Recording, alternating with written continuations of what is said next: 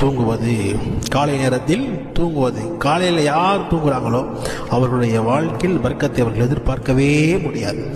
நம்ம எத்தனையோ சம்பவங்கள் பார்க்கிறோமா இல்லையா? பெரிய பெரிய செலிபிரிட்டிஸ் அவர்கள் இஸ்லாமிகளா இருக்க மாட்டார்கள், ஆனாலும் அவர்களுடைய பழக்கமா இருக்கும் காலை நேரத்தில் எந்திரிச்சிருவாங்க அவங்க.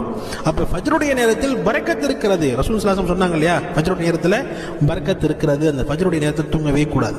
காலையில் தூங்குவது இது ரிஸ்கையும் தடுக்கும், முதலாவது. இரண்டாவதாக தொழுகையை குறைவாக தொழுவது.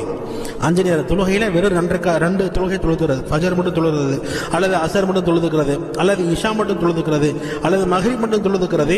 மற்ற தொழுகையெல்லாம் விட்டு தொழுகையை கம்மியாக தொழுவது இது உங்களுடைய ரிஸ்கை தடுத்துவிடும் என்பதாக சொன்னாங்க. மூன்றாவதாக சோம்பலாக இருக்கக்கூடாது. சோம்பேறித்தனம் நம்மிடத்தில் இருக்கவே கூடாது. சோம்பேறியாக ஒருத்தர் இருக்கிறார், எப்ப பார்த்தாலும் தூங்குறாரு, என்னங்க பண்றாரு, தூங்கிட்டு இருக்கிறாரு. இந்த சோம்பேறியாக யார் இருக்கிறார்களோ